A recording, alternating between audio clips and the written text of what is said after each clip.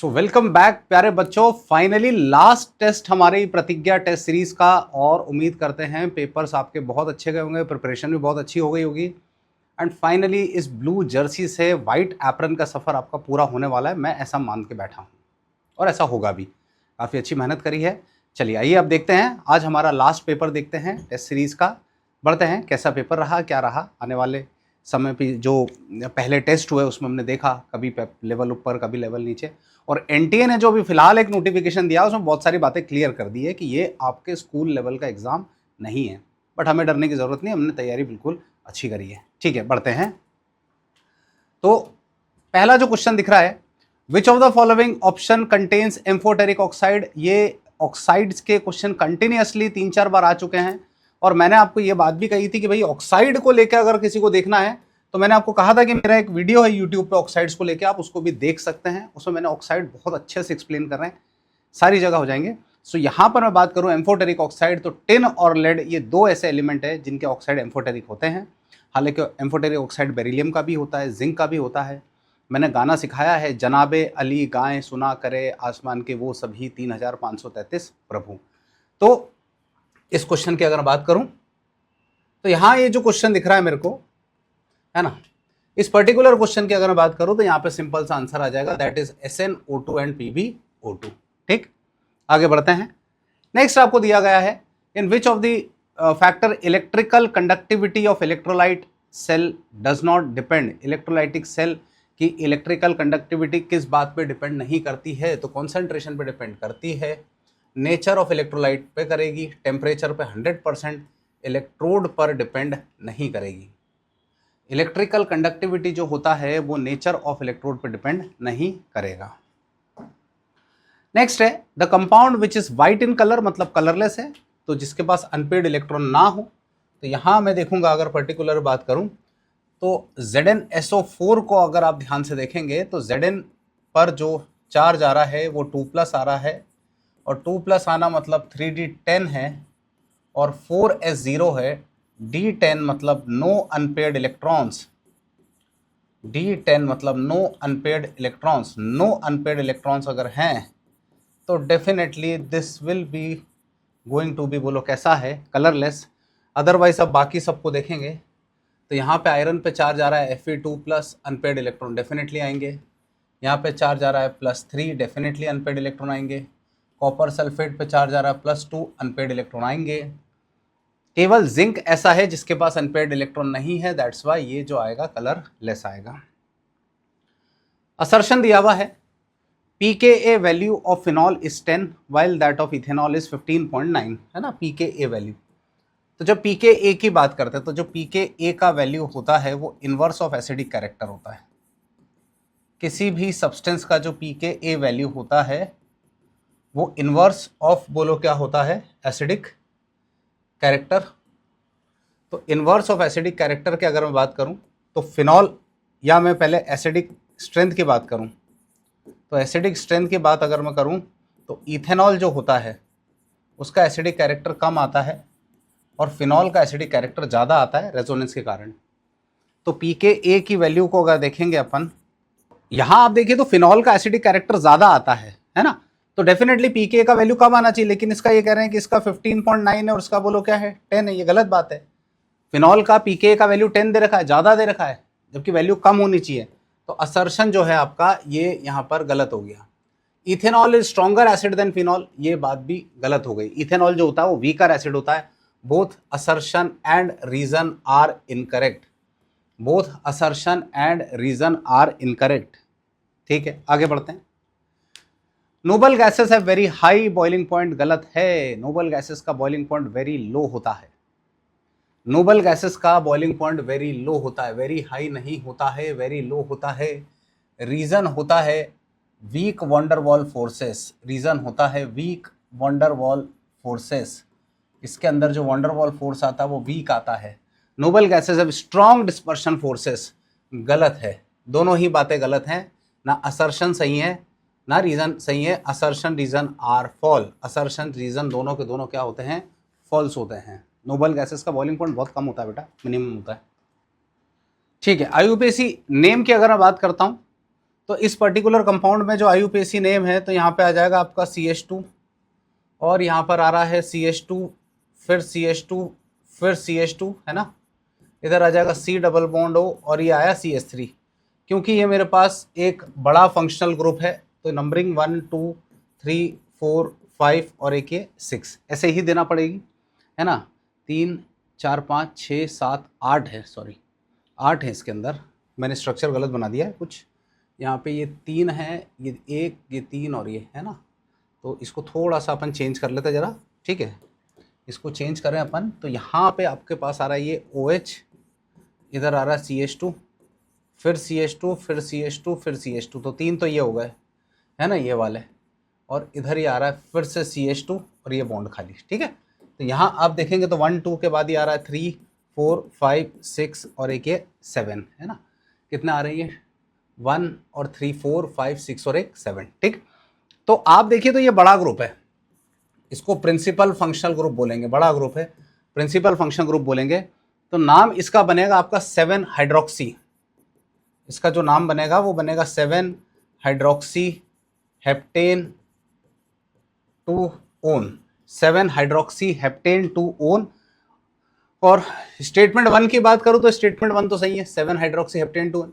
IUPAC name OH is taken as main functional group, ये सरासर गलत है, OH मेन फंक्शनल ग्रुप की तरह नहीं है। तो statement 1 is correct but statement 2 is बोलो कैसा है, इनकरेक्ट। नेक्स्ट आता है the spin only magnetic moment of complex ion, है ना। स्पिन ओनली मतलब मैग्नेटिक मोमेंट निकालना है कॉम्प्लेक्स आयन का। NH3 is a stronger ligand. तो आप ध्यान से देखें जब इसको, तो इस पर्टिकुलर सवाल को देखेंगे अगर आप, तो यहाँ पे आ जाएगा Ni, NH3 6 है और यहाँ आप देखेंगे 2+ है। तो निकल का अगर मैं चार्ज देखो तो निकल के ऊपर चार्ज आता है 2+, तो 2+ आएगा तो 3D8 आएगा और 4s2 आएगा। लेकिन यहाँ पे 4s2 को हटाएंगे हम, और 4s2 को हटाएंगे तो यहाँ पे 0 आ जाएगा। तो सबसे पहली जो स्टेट बनेगी उसको हम कहते हैं ग्राउंड स्टेट। तो ग्राउंड स्टेट बनेगा तो 1, ये 2, ये 3, ये 4, ये 5, ये 6, ये 7 और एक ये 8। बात समझे।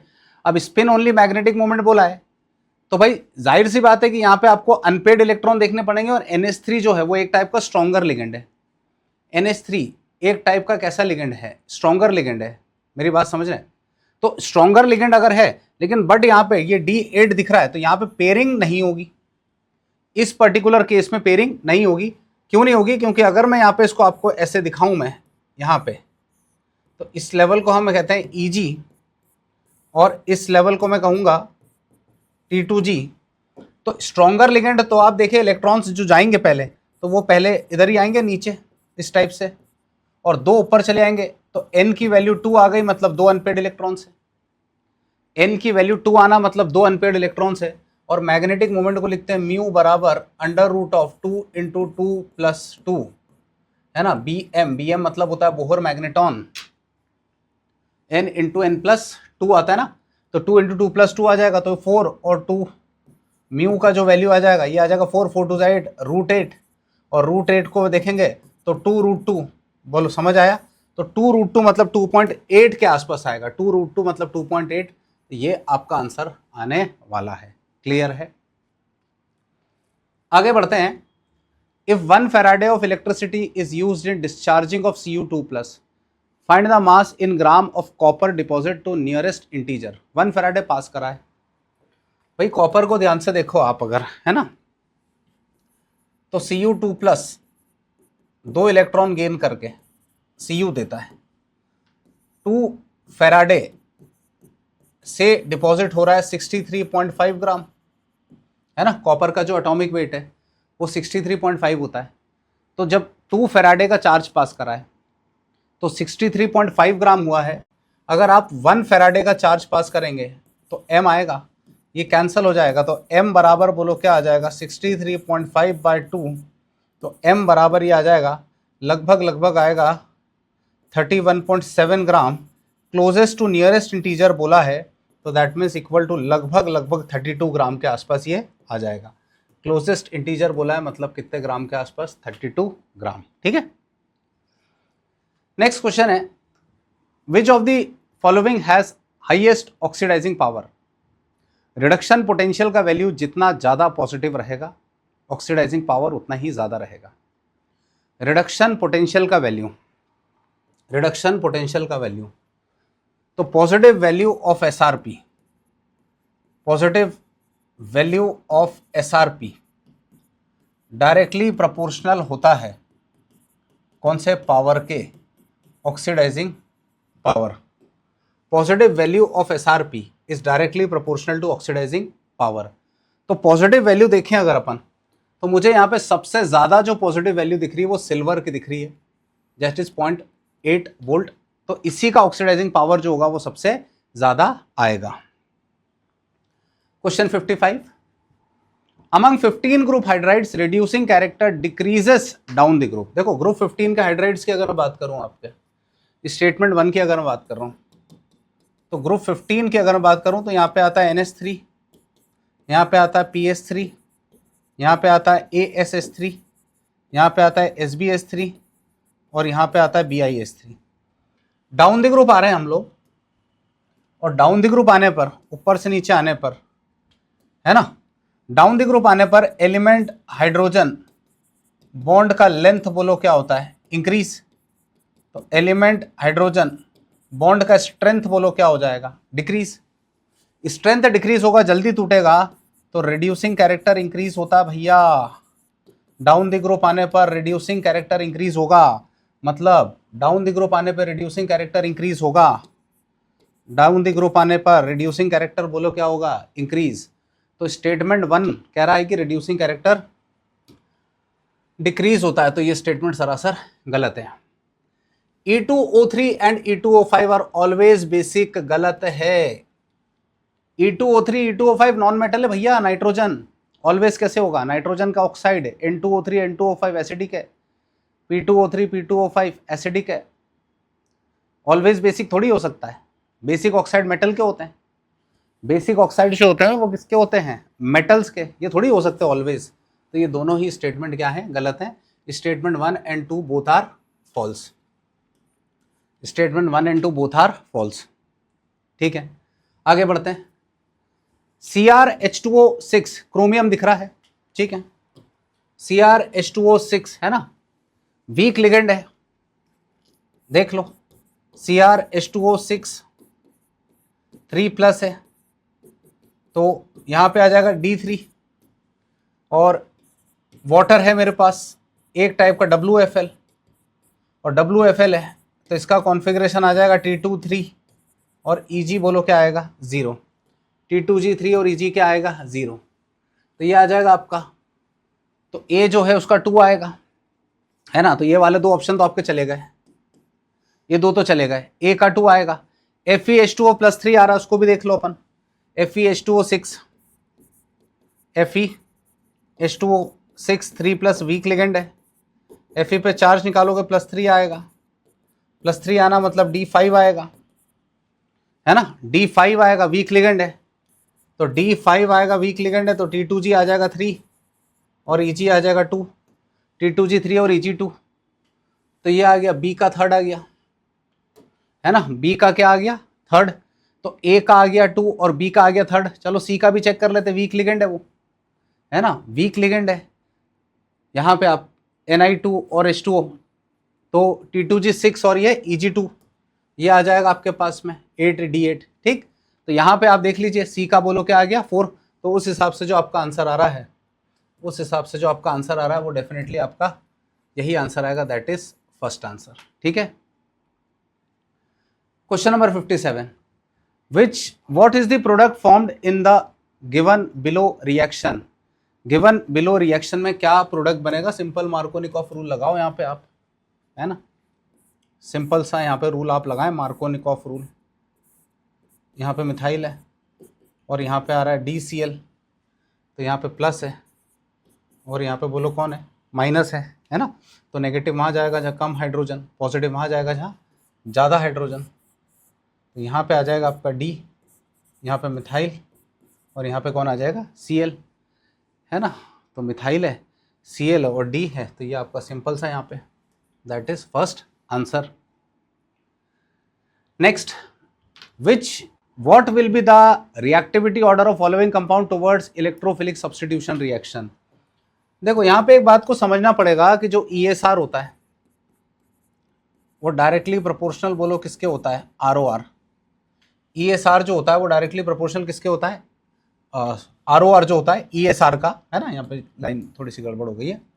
जो ESR इलेक्ट्रोफिलिक सब्सटीट्यूशन का जो ROR होता है वो डायरेक्टली प्रोपोर्शनल होता है electron density on benzene ring. बात समझे, electron density on benzene ring. और वही डायरेक्टली प्रोपोर्शनल होते हैं, वही डायरेक्टली प्रोपोर्शनल होता है एक्टिवेटिंग ग्रुप के। डायरेक्टली प्रोपोर्शनल कौन से group, activating group. Activating group मतलब कौन से directing group, ortho para directing group, मतलब +M+H वाले, है ना, +M+H और +I वाले। मतलब यहाँ पूरी एक लाइन में ही कवर कर दिया मैंने कि या तो +M वाले ग्रुप हो या +H वाले हो या फिर +I, इनमें से कोई भी रहेगा तो वो इलेक्ट्रॉन की डेंसिटी रिंग पर बढ़ाएगा। अब आप इस NO2 ग्रुप को देखें तो ये -M शो करेगा, ये +H शो करेगा, ये -I शो करते हैं हैलोजेंस। तो लीस्ट रिएक्टिव तो आपका थर्ड हो जाएगा। लीस्ट रिएक्टिव थर्ड केवल एक ही केस में दिख रहा है मुझे, ये है। और फोर्थ वाला जो बोला है मोस्ट रिएक्टिव, बिकॉज +H के कारण। NO2 -M इफेक्ट शो करता है, इसलिए लीस्ट रिएक्टिव है। Question 59, 1 mole of ideal gas expands from 10 liter to 100 liter at 300 Kelvin. If above expansion takes place reversibly and isothermally, magnitude of work done, है ना, magnitude पूछा, sign नहीं दिया वहां पे। तो ऐसा कोई सिस्टम है, यहां पे फ्रिक्शनलेस मूवेबल पिस्टन लगा है और इसके अंदर कौन सी गैस भरी हुई है, आइडियल गैस, जो कि V1 10 लीटर से एक्सपैंड होके V2 100 लीटर की तरफ जा रहा है। टेम्परेचर को रखा है 300 केल्विन, आइसोथर्मली रिवर्सिबली, मतलब बहुत ज़्यादा स्लो एक्सपेंशन हो रहा है। तो W बराबर आ जाएगा 2.303 nRT log of V2 by V1। Log of V2 by क्या लिखा है, V1, 1 मोल दिया हुआ है। तो W बराबर आ जाएगा 2.303 इंटू 1 इंटू किलो जूल में बोला है। तो R की वैल्यू ले लो 8.3 इंटू टेम्परेचर 300 लॉग ऑफ 100/10, 0 से 0 गया, लॉग 10 की वैल्यू कितनी हो जाएगी, 1। तो W बराबर बन जाएगा ये 2.303 इंटू 8.3 इंटू 300 अपॉन में 1000, क्योंकि आपको आंसर निकालना है किलो जूल में। क्लियर है। आप जब इसको सॉल्व करेंगे तो ये 2 0 से 2 0 चला गया, 16 3 48 है ना, 48। और ये आप इसको जब सॉल्व करेंगे तो -6 किलो जूल के आसपास ये आंसर आपका आएगा, क्योंकि मैग्नीट्यूड बोला है तो लगभग लगभग ये आपका 6। क्लियर है मेरी बात। तो ये आपका आंसर आने वाला है। चलिए आगे बढ़ता हूं। Number of structural isomeric product formed by monochlorination, केवल स्ट्रक्चरल बोले हैं, स्टीरियो नहीं बोले है ना, मतलब ऑप्टिकल तो आएगा ही नहीं क्योंकि सिंगल बॉन्ड है, सॉरी ज्योमेट्रिकल तो आएगा ही नहीं, ऑप्टिकल भी नहीं बोला है, स्ट्रक्चरल बोला। 2 methyl butane in presence of sunlight, 2 methyl butane. तो 2 मिथाइल ब्यूटेन, तो 2 मिथाइल ब्यूटेन ये CH3 CH CH2 CH3 ये Cl2 in presence of sunlight. Clear है। तो यहाँ पे आप देखिए इस वाले कार्बन और इस वाले कार्बन का नेचर सेम है, मतलब अगर दोनों जगह पे Cl आया प्रोडक्ट एक ही बनेगा। दोनों कार्बन का नेचर सेम है, बात समझे। अगर Cl मेरा इस पॉइंट पे अटैक करता या इस पॉइंट पे अटैक करता, प्रोडक्ट का नाम सेम ही आएगा। इस पर अटैक करेगा तो कुछ और नाम आएगा, इस पर अटैक करेगा कुछ और आएगा, इस पर अटैक करेगा तो कुछ और आएगा। कुल मिलाकर मुझे यहाँ पे 4 डिफरेंट टाइप के कार्बन नज़र आ रहे हैं। जैसे मान लो पहला प्रोडक्ट मैंने ये बनाया CH2 CH, यहाँ Me, फिर CH2 और यहाँ Me। दूसरा मैंने यहाँ पे लिखा CH3 CMe Cl CH2 और ये CH3, है ना। तीसरा मैं कहता हूँ यहाँ पे Me, यहाँ पे CH, यहाँ पे Me, फिर CH, ये Cl और ये CH3। और एक लास्ट वाले पे MECH, यहाँ पर Me, यहाँ पर CH2, यहाँ पर CH2 और ये Cl। तो कुल मिलाकर क्योंकि चारों का नेचर अलग अलग है तो इस पर्टिकुलर केस में आपको जो प्रोडक्ट मिलेंगे वो कितने मिल जाएंगे, 4। क्लियर है? चलिए अगला क्वेश्चन बोला है decreasing order of oxidising power, decreasing order of oxidising power, halogens का oxidising power. Fluorine is the strongest oxidising agent. SRP की वैल्यू मैक्सिमम पॉजिटिव होती है। Fluorine is the strongest oxidising agent, है ना। तो अगर ऑर्डर की बात करूं तो मोस्ट रिएक्टिव फ्लोरीन आएगा, फिर क्लोरीन आएगा, फिर ब्रोमीन आएगा और फिर बोलो कौन आएगा, आयोडीन। तो फ्लोरीन, क्लोरीन, ब्रोमीन और iodine oxidising character. Question 62, which of the following compound और आयन इज मोस्ट स्टेबल। देखो एरोमेटिक कैरेक्टर चेक करो आप इनमें, जिसका नेचर एरोमेटिक होगा, जिसका एरोमेटिक कैरेक्टर होगा उसका स्टेबिलिटी सबसे ज़्यादा हो जाएगा। तो यहाँ पे पाई इलेक्ट्रॉन्स आप काउंट कर लो। इस केस में पाई इलेक्ट्रॉन्स 4 आ रहे हैं, मतलब ये एंटी एरोमेटिक है, शॉर्ट फॉर्म में AA लिख दे रहा हूँ। ये नॉन एरोमेटिक है, ये नॉन एरोमेटिक है। ये पाई इलेक्ट्रॉन्स यहाँ पे 2 आ रहे हैं, ये एरोमेटिक है। और ये भी पाई इलेक्ट्रॉन्स यहाँ पे 4 आ रहे हैं, है ना, एंटी एरोमेटिक है। मोस्ट स्टेबल एरोमेटिक होगा, मोस्ट स्टेबल जो होगा वो कौन सा होगा, एरोमेटिक। तो C आंसर आएगा इसका एरोमेटिक में। Compound D obtained through the following sequence of reaction, है ना, compound D obtained through the following sequence of reaction. तो ऐसा दिया हुआ है CH3 CH2 Br है, KOH एल्कोहलिक, तो बन जाएगा आपका CH2 डबल बॉन्ड, बोलो क्या आ जाएगा, CH2। फिर आ रहा है Br2, फिर आ रहा है Br2। तो ब्रोमीन वाटर टेस्ट है ये, तो test for unsaturation anti addition होता है, याद हो, CH2 Br, फिर CH2 और यहाँ पर Br। KCN एक्सेस बोला है, ठीक है, न्यूक्लियोफिलिक सब्स्टिट्यूशन। KCN जो बोला है मुझे कैसा बोला है, एक्सेस में। तो एक्सेस में बोलने का मतलब यहाँ पे आ जाएगा CN, यहाँ पर CH2, यहाँ पे CH2 और ये बोलो कौन है, CN। उसके बाद हाइड्रोलिसिस कराया है, तो जब कुछ नहीं लिखा है तो आप कंप्लीट हाइड्रोलिसिस मानेंगे, कंप्लीट हाइड्रोलिसिस मानेंगे तो ये बन जाएगा COH, फिर CH2, है ना, फिर CH2 और COOH। तो ये जो आपको कंपाउंड दिख रहा है इसको सक्सिनिक एसिड कहते हैं भाई, है ना, इसको क्या कहते हैं, सक्सिनिक एसिड। ये आपको अगर थोड़ा सा ध्यान हो तो मैंने ओम्स गैप करके कोई ट्रिक बताई थी आपको, ओम्स गैप करके, और यहाँ पे N का वैल्यू आ जाता है 0 1 2 3 4 और एक 5। और जनरल फॉर्मूला इसका ऐसा रहता है CH2 यहाँ पर N, ये COH और यहाँ पर भी COH। तो सक्सिनिक एसिड S, N की वैल्यू 2, N की वैल्यू 2, N की वैल्यू 2 मतलब सक्सिनिक एसिड, N की वैल्यू 2 मतलब क्या है, सक्सिनिक एसिड। ये मैलिक एसिड है ना, oxalic acid, malic acid, succinic, glutaric, adipic, palmitic, ये एसिड्स हैं आपके।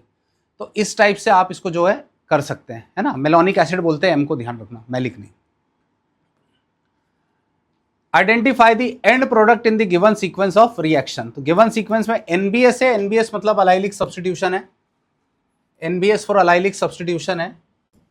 तो यहां पे आप देखें तो ये NBS का इस्तेमाल करा है N ब्रोमो सक्सिनामाइड। तो यहां पर आपका ये आ जाएगा Br। हाँ, मैग्नीशियम और ईथर है, तो मैग्नीशियम ईथर है, ठीक है, ड्राई ईथर के प्रेजेंस में तो ग्रिग्नार्ड रीजन मिलेगा आपको ये। तो ये आ जाएगा आपका Mg और यहाँ पे आ गया Br, ठीक है। उसके बाद CH3 CN से करवाया है ना, CH3 और ये क्या दिख रहा है, CN। तो अपने को ये जो C ट्रिपल बॉन्ड दिख रहा है, ये बॉन्ड ब्रेक होगा तो यहाँ पे माइनस आ जाएगा, यहाँ पे क्या आएगा, प्लस। तो देखिए ऐसा मिलेगा आपको ये इस टाइप का, यहाँ पे आ जाएगा CH, है ना, CH2 CN आएगा, सॉरी, हाँ CH3 CN है ये। तो यहाँ पे CH3 रहेगा इधर और ये जुड़ा, और यहाँ पे आप देखिए ये है ना, यहाँ पे आपको मिल जाएगा double bond N Mg Br। फिर हाइड्रोलाइज कराएंगे जब आप, है ना, तो हाइड्रोलिसिस जब आप कराते हैं तो हाइड्रोलिसिस कराने से यहाँ से ये फिर से आपका ब्रेक हो जाएगा, यहाँ पे आ जाएगा प्लस और ये क्या आ जाएगा माइनस। तो आपका मैं थोड़ा सा प्रोडक्ट इधर बता दे रहा हूँ, ज़रा स्पेस कम है। तो यहाँ पे आ जाएगा Me, है ना, यहाँ पे आ जाएगा C, डबल बॉन्ड NH आया, क्लियर है, N और ये क्या आया H। तो फाइनली जब अपन इसका और फर्दर हाइड्रोलिसिस कराएंगे तो फाइनली हाइड्रोलिसिस कराने पर ये आ जाएगा C डबल बॉन्ड O, है ना। तो C डबल बॉन्ड O और CH3, तो C डबल बॉन्ड O और यहाँ पर बोलो क्या मिलेगा CH3, ये आपको प्रोडक्ट मिलने वाला है। क्लियर है इसके अंदर फर्दर हाइड्रोलिसिस से। चलिए question number 65, identify the correct statement. OCH3 NCOCH3 are activating group, बिल्कुल सही है। OCH3 और NCOCH3 क्योंकि इनके ऊपर एक लोन पेयर प्रेजेंट है, ये तो लोन पेयर प्रेजेंट तो प्लस एम इफेक्ट शो करेंगे, तो प्लस एम इफेक्ट शो करने का मतलब ये एक्टिवेटिंग ग्रुप है। CN and OH are meta directing group, गलत। CN तो मेटा है पर OH नहीं है, ये गलत है। CN OH दोनों मेटा डायरेक्टिंग नहीं है, CN है पर OH नहीं है। CN and SO3H are meta directing group, ये सही है। Activating groups act as ortho and para directing group, ये भी सही है। तो आपका स्टेटमेंट सही है ACD। Halide is activating group, गलत है, वीकली डीएक्टिवेटिंग ग्रुप होता है halide. Halogens are weakly deactivating groups, याद रखना माइनस आई इफेक्ट शो करते हैं। Halogens are weakly deactivating group, minus I effect show करते हैं। Halides are weakly deactivating group. तो A, C और D, ACD ही आपका सही है। Next, which compound will not give red PPT with Fehling solution. Fehling solution वैसे aldehydes के लिए होता है और उसमें भी एरोमेटिक एल्डिहाइड्स फेलिंग टेस्ट नहीं देते। एरोमेटिक एल्डिहाइड्स फेलिंग टेस्ट नहीं देते। फेलिंग सोल्यूशन जो होता है दो चीज़ों से मिलकर बनता है, Fehling A and Fehling B। Fehling A और किससे मिलकर बनता है, फेलिंग B। तो अपनों को ध्यान रखना है कि अगर मेरे पास एरोमेटिक एल्डिहाइड है, ठीक है, अगर मेरे पास एरोमेटिक एल्डिहाइड है तो वो कभी भी फेलिंग टेस्ट नहीं दे। तो एरोमेटिक एल्डिहाइड्स की अगर मैं बात करूं तो बेंजल्डिहाइड जो है, यहाँ पे बेंजल्डिहाइड जो है ये मेरा एरोमेटिक एल्डिहाइड है, ये कभी भी फेलिंग टेस्ट नहीं देगा। ठीक, आगे बढ़ते हैं। विच अल्कीन इज मोस्ट स्टेबल। देखो अल्कीन की स्टेबिलिटी अगर आपको देखनी है तो स्टेबिलिटी ऑफ अल्कीन आप देखते हैं हाइपर कॉन्जुगेशन के बेसिस पे। बात समझे, स्टेबिलिटी ऑफ अल्कीन जो होता है वो डायरेक्टली प्रोपोर्शनल होता है हाइपर कॉन्जुगेशन के। Stability of alkyne directly proportional होता है किस चीज के, हाइपर कॉन्जुगेशन। और वही डायरेक्टली प्रोपोर्शनल होता है number of alpha hydrogen. Number of कौन सा हाइड्रोजन है, alpha hydrogen, number of alpha hydrogen. ठीक है, तो जैसे 2 मिथाइल ब्यूटुइन है, तो मैं एक रफ डायग्राम बना के दिखा रहा हूँ आपको। 2 मिथाइल ब्यूटुइन, यहाँ पर 2 मिथाइल प्रोपवनिन ये आया, ठीक है, ब्यूटुइन है ना, और 2,3 डाइमिथाइल ब्यूटुइन, 2,3 डाइमिथाइल ब्यूटुइन, है ना। तो यहां अल्फा हाइड्रोजन बराबर बोलो कितने आ रहे हैं, 9, है ना। यहाँ पे देखो ना, इसको आप देख लो, अल्फा हाइड्रोजन आपके 9 आएंगे, इसको देख लो आप, तो अल्फा हाइड्रोजन यहाँ पे 6 आ रहे हैं। ठीक है, यहाँ पे काउंट करो अल्फा हाइड्रोजन 12, क्योंकि ये CH3 आएगा ना यहाँ पे, इस टाइप से। अल्फा हाइड्रोजन बराबर बोलो कितने हैं, 12, है ना। तो अल्फा हाइड्रोजन 12 है, तो 2,3 डाइमिथाइल ब्यूटुइन। ठीक है, चलो नेक्स्ट है। If 27 gram of water is formed during complete combustion of pure propene, mass of propene burned. ठीक है ना, प्रोपीन को देख लेते हैं अपन, मूल कॉन्सेप्ट का सवाल है ये। तो प्रोपीन है, propene C3H6 plus O2 gas gives CO2 gas plus H2O liquid. ठीक है, बैलेंस कर लेंगे, यहाँ पे लिखेंगे यहाँ 3 और यहाँ पे भी लिखेंगे 3, 3 2 जा 6 और ये 9, 9/2 कर लेंगे, 3 2 जा 6 है ना, और 3 कितना आ गया 9/2 आएगा, ये 9/2 है ना। C3H6 को जलाया प्रोपीन को, 27 ग्राम वो वाटर बन रहा है, मास ऑफ प्रोपीन बंड, ठीक है। तो यहाँ पे पहले इसका मास निकाल लेते हैं अपन। तो यहाँ पे आ गया 12 × 3 + 6, तो 36 + 6 42। तो जब 42 ग्राम आपका प्रोपीन का कंबशन हुआ है तो पानी मिला 3 × 18, तो 27 के लिए वेट W लगेगा, है ना। तो 9 2 ज़ा 18, 9 3 ज़ा 27, 3 से 3 गया तो W बराबर 42 कितना आ गया 2, है ना, दैट इज इक्वल टू 21 ग्राम, है ना। तो 21 ग्राम जो है ये मेरा आंसर इसमें आने वाला है, सिंपल एकदम, ठीक है। चलिए, which one of the following is excellent substrate for SN1 reaction. SN1 reaction के लिए सबसे एक्सीलेंट सबस्ट्रेट, देखो SN1 रिएक्शन की एक खास बात जो आपको पता होनी चाहिए वो ये है कि SN1 अगर रिएक्शन है तो वहां पे कार्बोकटायन बनता है। SN1 रिएक्शन में कार्बोकटायन बनता है, तो SN1 रिएक्शन का जो रेट आएगा वो डायरेक्टली प्रोपोर्शनल आएगा stability of CC। SN1 reaction का जो रेट आएगा वो डायरेक्टली प्रोपोर्शनल आएगा स्टेबिलिटी ऑफ, बोलो क्या है, CC।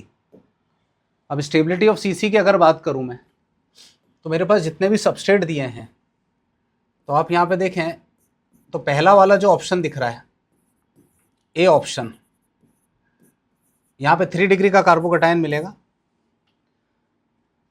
B ऑप्शन को देखें तो आपको मिलेगा 2 डिग्री का कार्बोकटायन, है ना। C ऑप्शन में देखेंगे तो 3 डिग्री का मिल रहा है, पर लीविंग ग्रुप थोड़ा बेटर है, उसमें लीविंग ग्रुप बेटर है।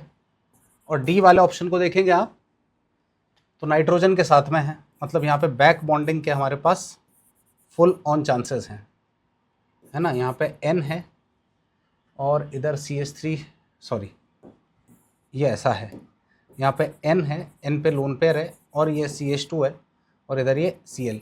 डेफिनेटली अगर इधर कार्बोकटायन बना, लास्ट वाले केस में अगर कार्बोकटायन बनेगा तो उसका जो स्टेबिलिटी आएगा वो सबसे ज़्यादा आएगा, बिकॉज बैक बॉन्डिंग हो जाएगा। यहाँ पे जो होगा बैक बॉन्डिंग है, बैक बॉन्डिंग के कारण स्टेबिलिटी की वैल्यू सबसे क्या आ जाएगी, ज़्यादा। तो इस वजह से जो है फास्टेस्ट रिएक्टिविटी जो आएगा वो इसका आ जाएगा आपका 69। क्वेश्चन नंबर 70 की बात करें, क्लोरीन अंडरगोस नॉन मेटल है, अल्कलाइन मीडियम में तो डिस्प्रोपोर्शनेट तो होगा। Value of ABCD in the balanced equation, ठीक है, इक्वेशन को बैलेंस ही करना है, इस क्वेश्चन में ज़्यादा कुछ करना नहीं है। तो Cl2 से चला मैं Cl माइनस, तो Cl2 से Cl माइनस की तरफ जा रहे हैं आप, तो Cl2 से Cl माइनस मतलब इधर 2 इलेक्ट्रॉन आ जाएंगे और इधर भी 2 आ जाएंगे, चार्ज बैलेंस है, सब कुछ बैलेंस है। Cl2 से आप चले ClO माइनस की तरफ, तो 0 से +1 जा रहा है, क्लोरीन पे चार्ज +1 है, यहाँ 0 है, 0 से +1, 0 से +1 मतलब 1 इलेक्ट्रॉन गया, लेकिन यहाँ पे 2 आ जाएगा और इधर भी क्या आ जाएगा 2।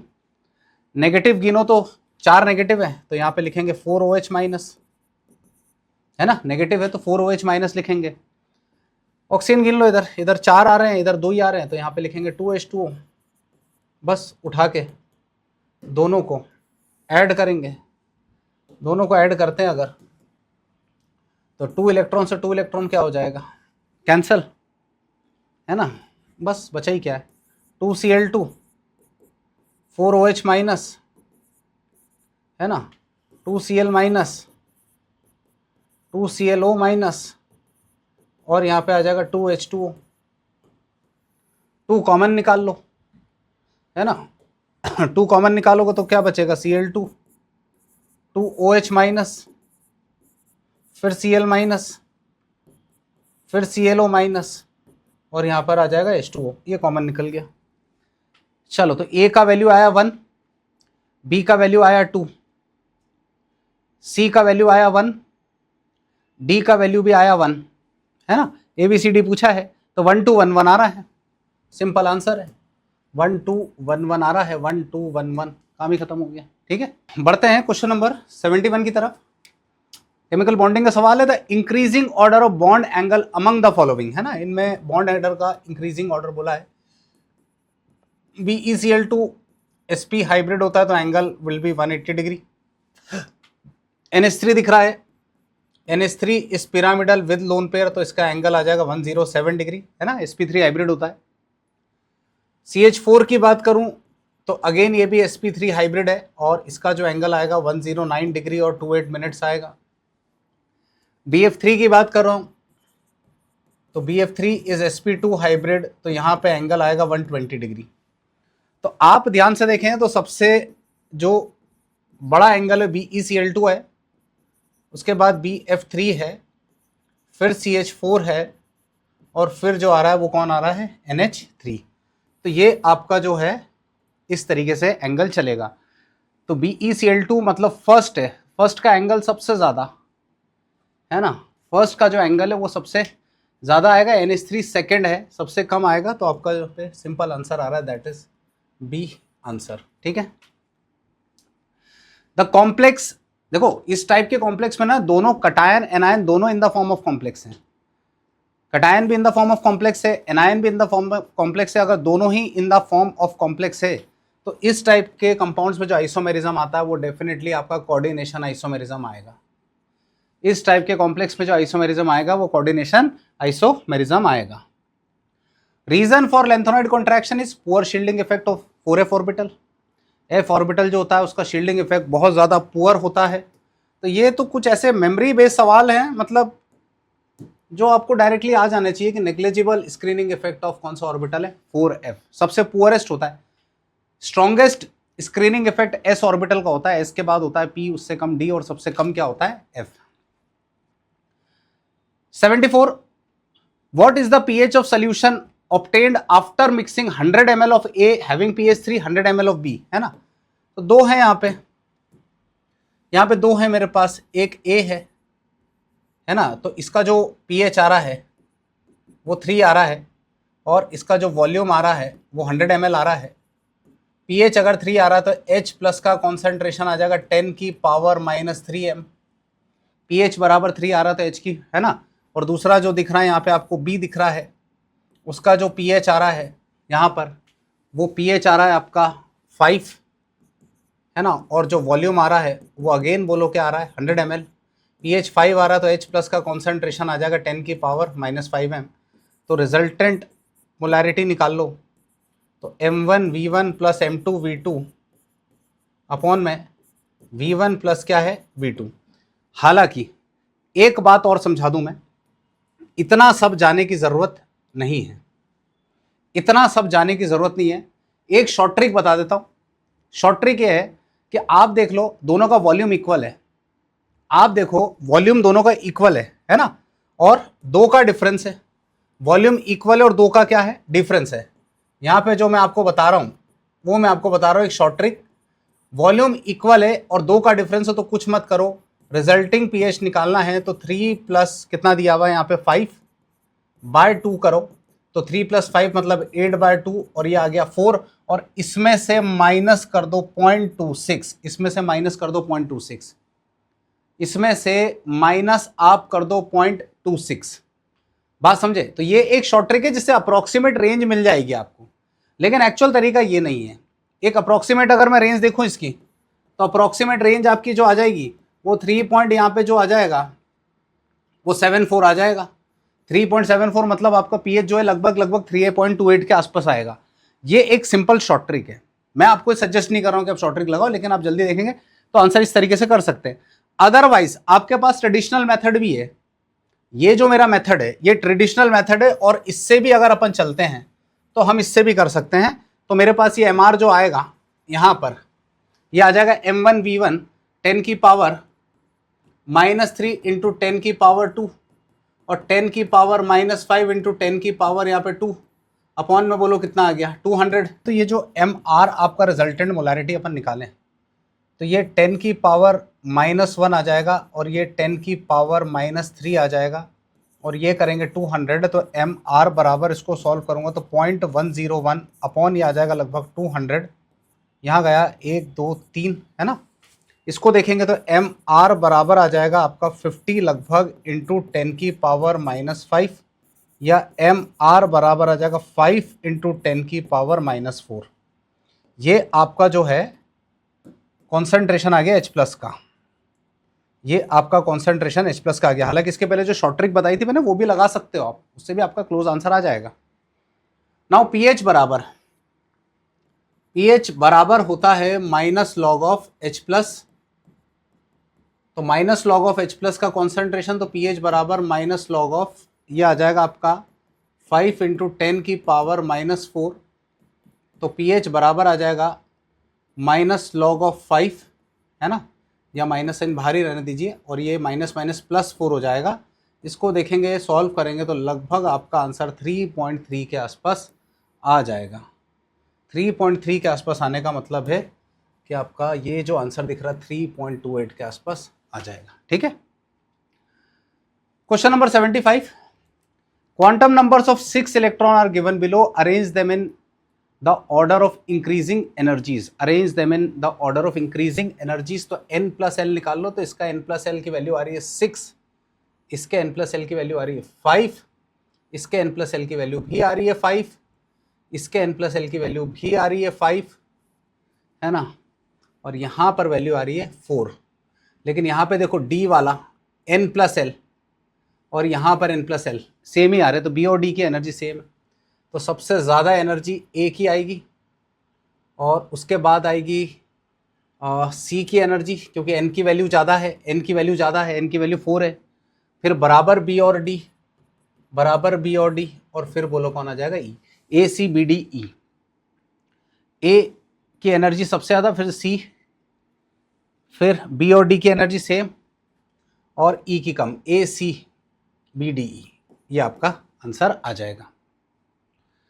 76 क्वेश्चन को देखें, for an hypothetical reaction the equilibrium constant are given below, है ना, इक्विलिब्रियम कांस्टेंट गिवन बिलो है, तो a से बन रहा है b, है ना, K1 बराबर बोलो कितना है 2, b से आ रहा है c, K2 बराबर है 4, c से आ रहा है d, K3 बराबर होता है 3। आपको बोला है a से d निकालना है, a से d निकालना है ना, तो जब इस सब इक्वेशन को ऐड करें तो इनको आपस में मल्टीप्लाई करेंगे, तो आ जाएगा 2 इंटू 4 इंटू 3, 2 4 जा 8, 8 3 जा 24, खत्म। सिंपल आंसर है ये 24। इक्वेशंस को ऐड करें कि एक ही वैल्यू क्या होती है, multiply.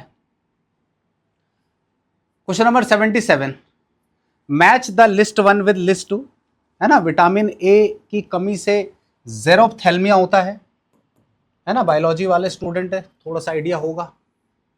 Vitamin C ascorbic acid की कमी से स्कर्वी होता है, थायमाइन की कमी से बेरी होता है, और ये चिलोसिस होता है ना।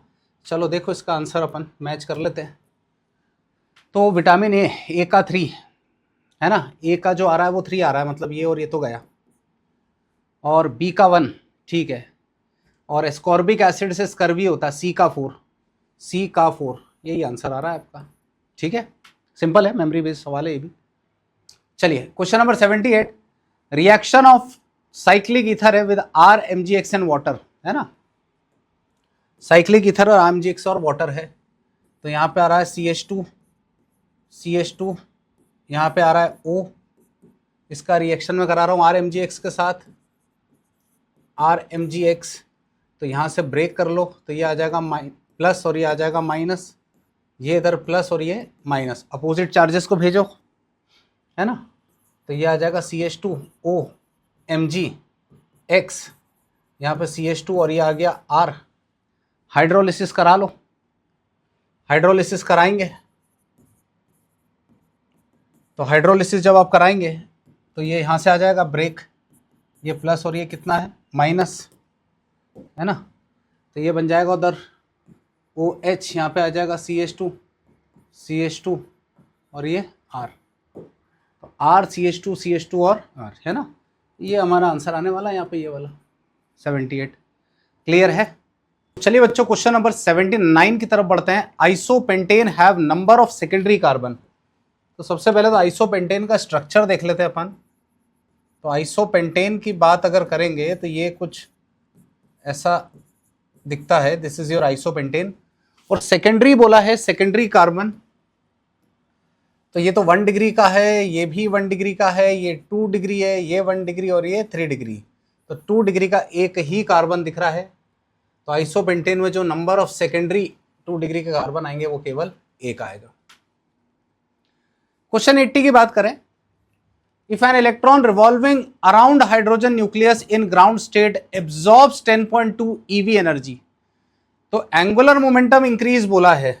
ठीक है, बढ़िया सिंपल क्वेश्चन है, देखते हैं थोड़ा सा लेवल वगैरह बना के चेक करते हैं इसको अच्छे से, है ना। ये लेवल वगैरह इसको थोड़ा सा ड्रॉ कर लेते हैं अपन। ठीक है, तो मेरे पास ये एक यहाँ पे आप देखें ध्यान से, तो दूसरा एक लेवल बना लेते हैं, है ना। ये ऐसा एक लेवल आ रहा है, एक लेवल यहाँ आ रहा है, एक लेवल यहाँ आ रहा है और एक यहाँ आ रहा है। ठीक है, चलिए मैं यहाँ पे कहता हूँ आपको कि ये n बराबर 1 है, ये n बराबर 2 है, ये n बराबर 3 है, ये n बराबर 4 है और ये n बराबर कितना है 5 है। मेरा हाइड्रोजन का एटम है ग्राउंड स्टेट में, तो -13.6 ईवी होता है और ये आ जाता -3.4 ईवी, है ना। इधर आ जाएगा -1.5 ईवी, है ना, -0.85 ईवी। क्लियर है। अब ये क्या कह रहे हैं, if electron revolving around hydrogen nucleus in ground state absorbs 10.2 EV, है ना। 10.2 ईवी की एनर्जी को क्या कर लेता है, ये एब्जॉर्ब करता है। तो जब ये 10.2 ईवी की एनर्जी को एब्जॉर्ब करेगा तो डेफिनेटली एब्जॉर्ब करके जो है ये इस लेवल में जाएगा, इस वाले लेवल में जाएगा, है ना। n बराबर 1 से n बराबर कहाँ पे चला गया, 2 में चला गया है। तो n बराबर 1 से अगर मैं बात करूं तो ग्राउंड स्टेट बोला है इसने, यहां पे आपको बोला ग्राउंड स्टेट, तो ग्राउंड स्टेट मतलब n बराबर 1 था और n बराबर 1 से ये n बराबर 2 में चला गया, क्योंकि उसने एनर्जी जो एब्जॉर्ब करी है वो 10.2 ईवी की एनर्जी एब्जॉर्ब करी है। तो जब भी कोई 10.2 ईवी की एनर्जी को एब्जॉर्ब करेगा तो डेफिनेटली वो उठ के जो है एक हायर लेवल में चले जाता है, यानी n बराबर 2 में चले जाता है। तो यहाँ पे जब n बराबर 1 था तो एंगुलर मोमेंटम इसका अपन लिखेंगे वो NH/2 होता है। NH/2 का मतलब है यहाँ पे 1 × H/2, ये आया। अब मैं कहता हूं कि वो 10.2 ईवी की एनर्जी को एब्जॉर्ब करा, तो फाइनल एनर्जी जो आ रही है वो -3.4 आ रही है। फाइनल एनर्जी -3.4 आ रही है, तो n की वैल्यू निकालेंगे तो -3.4, है ना। तो -3.4 इक्वल टू आ जाएगा -13.6 इंटू Z²/n², ये करा मैंने। तो n² बराबर आ जाएगा -13.6 -3.4, है ना। ये माइनस से माइनस गया, ये कैंसिल होकर 4 आया, तो n² की वैल्यू 4 आई, तो n की वैल्यू जो आएगी वो कितनी आ गई, 2 आ गई। तो जो मेरा फाइनल एंगुलर मोमेंटम है L2 का वैल्यू आया है वो 2h/2 आया, तो ये आ गया h/पाई। h/ कितना आया, पाई। तो अगर आपको डेल्टा L निकालना है तो डेल्टा L की वैल्यू आएगी L2 - N1, तो डेल्टा L2 की वैल्यू आ जाएगी h/पाई -h/2 है ना। तो h/2 तो यहाँ पे तो ये आ जाएगा 2 पाई, माइनस करोगे इसको, है ना, तो ये आ जाएगा आपका एलसीएम 2 पाई, तो ये आ गया आपका, यहाँ पे आ गया 2h, है ना, -h, तो इधर देखेंगे तो h/ बोलो क्या आ जाएगा 2 पाई, h/2 से इंक्रीज हो जाएगी। यहाँ पे जो एंगुलर मोमेंटम इसका इंक्रीज होगा वो h/2 से बोलो क्या हो जाएगा, इंक्रीज, क्योंकि पाई और 2 पाई का एलसीएम आ जाएगा 2 पाई, यहाँ पे 1 है इसलिए 2 का मल्टीप्लाई, तो 2 - 1, तो ये h/2 से एंगुलर मोमेंटम जो है वो इंक्रीज हो जाएगा। क्लियर है। Question number 81, which of the following will not give iodoform test. देखो आइडोफॉर्म टेस्ट देने के लिए ना आपको एक बात ये ध्यान रखना है कि जब भी अपन आइडोफॉर्म टेस्ट की बात करते हैं तो आइडोफॉर्म टेस्ट जो होता है वो आपका येलो पीपीटी देता है। आइडोफॉर्म टेस्ट जब भी होता है तो आइडोफॉर्म टेस्ट आपका क्या पीपीटी देता है, येलो पीपीटी। तो उसके लिए पहले तो आपके पास होना मिथाइल कीटोन ग्रुप, है ना। अगर आपके पास मिथाइल कीटोन ग्रुप है तो वो आइडोफॉर्म टेस्ट डेफिनेटली देगा इस टाइप से, ठीक है। या आपके पास ऐसा कोई ग्रुप हो एल्कोहल में जो यहाँ पे ये देगा ऐसा, बात समझे? तो आप देख लो इनमें से किसके पास ये ग्रुप नहीं आ रहा है। तो इथेनॉल के पास आता है, आइसोप्रोपाइल के पास आता है, acetaldehyde, definitely methyl ketone group होगा। बेंजाइल अल्कोहल जो है ये आपका आइडोफॉर्म टेस्ट नहीं देगा। बेंजाइल अल्कोहल आपका आइडोफॉर्म टेस्ट नहीं देगा क्योंकि इसके पास डिजायर्ड ग्रुप नहीं है। Question 82, a white precipitate was formed when BaCl2 was added to water. Extract of inorganic salt, further a gas X was characteristic order was released when formed white PPT was dissolved in HCl. देखो एक बात का ध्यान रखो, यहाँ पे ये जो white PPT बनते हैं ना, ये सल्फाइड सल्फेट दोनों के बनते हैं। तो अगर मेरे पास SO3 2- है और आपने इसका रिएक्शन BaCl2 से कराया है तो डेफिनेटली आपको देने वाला BaSO3 और इसके जो आते हैं वो वाइट PPT आते हैं, डेफिनेटली आते हैं इसके। लेकिन एक बात का ध्यान रखना कि इसके भी वाइट PPT ही आएंगे। यहाँ पे अगर BaCl2 लिया है तो अगेन यहाँ पे BaSO4 बनेगा और इसके भी वाइट PPT होते हैं। PPT मतलब इनसॉल्युबल सॉलिड है। अब अगर आप दोनों में HCl मिला रहे हैं, यहाँ पर भी HCl, यहाँ पर भी HCl मिला रहे हैं, तो यहाँ पर PPT इनसॉल्युबल होता है। दोनों में HCl मिला रहे हैं तो यहाँ पे ध्यान रखना PPT जो रहता है वो इनसॉल्युबल होता है। लेकिन यहाँ पर PPT सॉल्युबल हो जाएगा। यहाँ पर जो PPT है वो कैसा हो जाएगा? सॉल्युबल, क्योंकि यहाँ पे आपको मिलेगा BaCl2 और साथ में SO2 गैस रिलीज होती है, पंजेंट स्मेलिंग गैस। बात समझे? तो मेरा जो यहाँ पे करेक्ट आंसर आएगा वो आपका सल्फाइट आएगा, जिसके PPT HCl में क्या हो जाते हैं? डिसॉल्व। ठीक, आगे बढ़ते हैं। In Kjeldahl method nitrogen present in estimated as, देखो जेल्डाल मेथड में क्या होता है कि अगर आपके ऑर्गेनिक कंपाउंड में नाइट्रोजन प्रेजेंट है तो हम इसको ट्रीट करते हैं कॉन्सेंट्रेटेड H2SO4 से। ये कॉन्सेंट्रेटेड H2SO4 नाइट्रोजन को कन्वर्ट करता है अमोनियम सल्फेट में, और जब आप इसके अंदर NaOH मिलाते हैं तो फाइनली ये जो है ये अमोनिया गैस देता है। जेल्डाल मेथड इसी बात पर बेस्ड है कि किसी ऑर्गेनिक कंपाउंड में अगर नाइट्रोजन प्रेजेंट है तो उसको हम कॉन्सेंट्रेटेड H2SO4 से ट्रीट करके अमोनियम सल्फेट बनाते हैं, और एक्सेस ऑफ NaOH के साथ ट्रीट करके जब करते हैं तो कौन सी गैस रिलीज हो जाती है? यहाँ पे अमोनिया गैस। तो जितना भी ऑर्गेनिक कंपाउंड होगा वो एस्टिमेट किया जाता है इन the form of ammonia. Clear है? नेक्स्ट क्वेश्चन है, CONH2 का रिडक्शन कराया तो CH2NH2 मिला तो हाइब्रिडाइजेशन में चेंज। तो हाइब्रिडाइजेशन में क्या लिखा है? चेंज। तो यहां पे आप देखें C double bond O NH2 है ना, और यहां देखें आप तो CH2 और यहां पर भी क्या है? NH2। तो यहां आप देखेंगे तो ये जो दिख रहा है ये sp2 हाइब्रिड है, और sp2 हाइब्रिड के बाद आप यहाँ देखें तो ये सारे सिंगल बॉन्ड है। एक ऐसा है sp3, तो sp2 से sp3 की तरफ ये जाएगा, sp2 से sp3 की तरफ ये जाएगा। ठीक है, नेक्स्ट आता है maximum ionisation energy in a period is shown by, देखो ये बहुत सिंपल क्वेश्चन है। इनर्ट गैसेस, नोबल गैसेस की IE की वैल्यू मैक्सिमम आएगी। इसमें बहुत ज़्यादा आपको सोचने की ज़रूरत नहीं है क्योंकि फुल फिल्ड कॉन्फ़िगरेशन होता है इसका, है ना, फुल फिल्ड कॉन्फ़िगरेशन होता है जिसको हम लिखते हैं NH2 और NP6 से। तो इसमें बहुत ज़्यादा डिटेल में जाने की आपको ज़रूरत नहीं है, इसलिए यहाँ पे जो IE मैक्सिमम आएगा वो इनर्ट गैसेस का आएगा। ठीक है ना। विच of the following is true in respect of adsorption. हो सकता है कुछ बच्चों को ये वाला टर्म शायद नहीं सुना हो, सुना भी होगा, ऑर्गेनिक वगैरह में सुना होगा एड्जॉर्प्शन क्या होता है, तो मैं आपको इसको फिर भी समझा देता हूँ क्या मतलब होता है इस एड्जॉर्प्शन का, वो बता रहा हूँ। मान लीजिए आपके पास एक ये सॉलिड सरफेस है ना, ये मान लीजिए आपके पास एक ये पूरा सॉलिड सरफेस है, और इस सॉलिड के सरफेस के ऊपर मैं कहता हूँ मेरे गैस के पार्टिकल्स, ये गैस के पार्टिकल्स ऐसे आ रहे हैं, और ये गैस के पार्टिकल इस सॉलिड के सरफेस पे डिपॉजिट हो रहे हैं, इसको एड्जॉर्प्शन कहते हैं। सरफेस पर इकट्ठा हो जाना, बात समझे, सरफेस पर इकट्ठा हो जाना पार्टिकल्स का, उसको एड्जॉर्प्शन कहते हैं। हाँ, अंदर अगर बल्क में आ गए ये पार्टिकल्स, लेट से अंदर बल्क में आ गए, अगर ये अंदर बल्क में आ गए तो इसको हम कहते हैं एब्जॉर्प्शन। लेकिन ये सरफेस पे आ रहे हैं, तो सरफेस पे आने का मतलब है, इसको हम बोलेंगे एडजॉर्प्शन। तो जब एडजॉर्प्शन होता है तो पहली बात तो यहां पे बॉन्ड फॉर्मेशन हो रहा है, बॉन्ड फॉर्मेशन हो रहा है। एडजॉर्प्शन हो रहा है तो बॉन्ड फॉर्मेशन हो रहा है।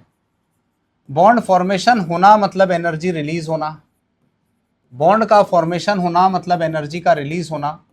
तो डेल्टा एच का वैल्यू नेगेटिव आएगा या डेल्टा एच का वैल्यू लेस देन जीरो आएगा।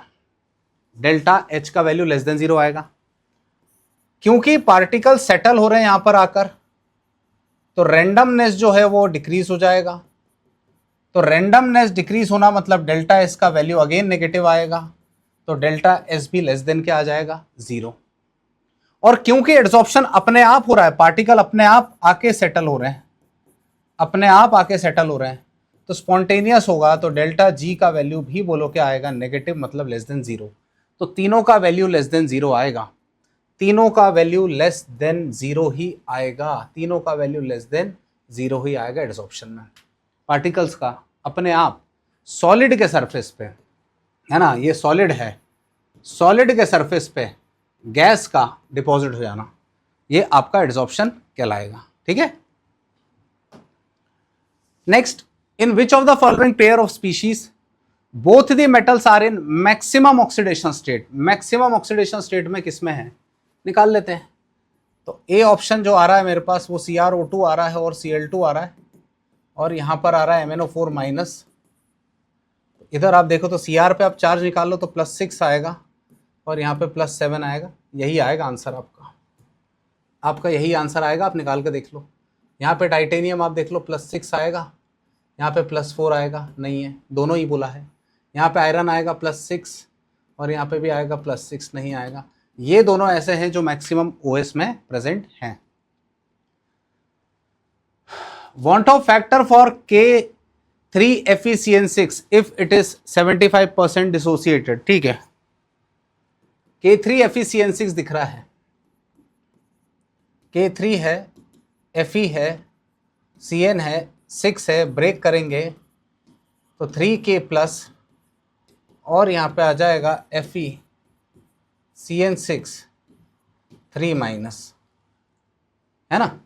तो यहाँ पर n की वैल्यू 4 आ जाएगी, n की वैल्यू कितनी आ जाएगी, 4। तो हमें पता है कि अल्फा बराबर होता है I-1 अपॉन n-1, अल्फा बराबर I-1 अपॉन n-1। 75% 0.75 आ जाएगा, I-1 अपॉन 4-1, 4-1 3, तो 3 इंटू 0.75 और ये I-1 है ना, 3 इंटू 0.75 करेंगे तो 3 5 15 है, यहाँ पे 3 7 21 और 22, तो ये आ जाएगा आपका 2.25 इक्वल टू I-1, तो I बराबर आ जाएगा 3.25 I का वैल्यू, I का वैल्यू यहाँ पे 3 पॉइंट कितना आ जाएगा, 25। क्लियर। आगे, What is the energy in EV required to excite electron from n बराबर 1 to n बराबर 2। n बराबर 1 से n बराबर 2 में, बहुत सिंपल है ये क्वेश्चन, इसके पहले भी आया था, मैं आपको बता देता हूं। ये 2 लेवल है, डायरेक्ट कर सकते हैं इसको अपन, है ना। हाइड्रोजन की बात करिए तो n बराबर 1 है, n बराबर 2 है। हाइड्रोजन एटम में एनर्जी को लिखते हैं अपन -13.6 into Z² bye n² EV। तो E1 की जो वैल्यू आ रही है वो -13.6 EV आएगी और E2 की जो वैल्यू आएगी वो -3.4 EV आएगी। बात समझे, आपका इलेक्ट्रॉन इस पर्टिकुलर शेल में बैठा है और उसको उठ के यहाँ जाना है, तो दोनों का डिफरेंस निकाल लो आप। तो डेल्टा E का वैल्यू आ जाएगा E2 माइनस E1, तो E2 माइनस E1 करेंगे तो ये आ जाएगा -3.4 फिर -13.6, आप डेल्टा E का वैल्यू निकालेंगे तो 10.2 क्या आ जाएगा, EV। तो ये आपका आंसर आने वाला है। Next question, number of lone pair of electrons on Xc atom in XCF2 XCF4 XCF6, है ना। Number of lone pair XCF2 XCF4 Xc और F6। तो यहां पे आप ध्यान रखें कि एक सिंपल फॉर्मूला यूज कर सकते हैं आप, जो कि होता है हाफ वैलेंस इलेक्ट्रॉन मतलब 8 + 2, 10/2 मतलब 5, और 5 में से 2 गया तो इसके अंदर आ जाएंगे 3 लोन पेयर। शॉर्ट ट्रिक है ये, ठीक है। इधर देखेंगे तो ये आ जाएगा हाफ 8 + 4 12/2 6, 6 में से 4 गए तो यहाँ पे 2 लोन पेयर है ना। और यहाँ पे देखेंगे तो हाफ 8 + 6 14/2 6, नहीं 14/2 मतलब 7, और 7 - 1 एक लोन पेयर, तो 3 2 1 3 2 1 3 2 1, तो ये मेरा यहाँ पे अगेन आपका आंसर आने वाला है। So that's all for the paper solution.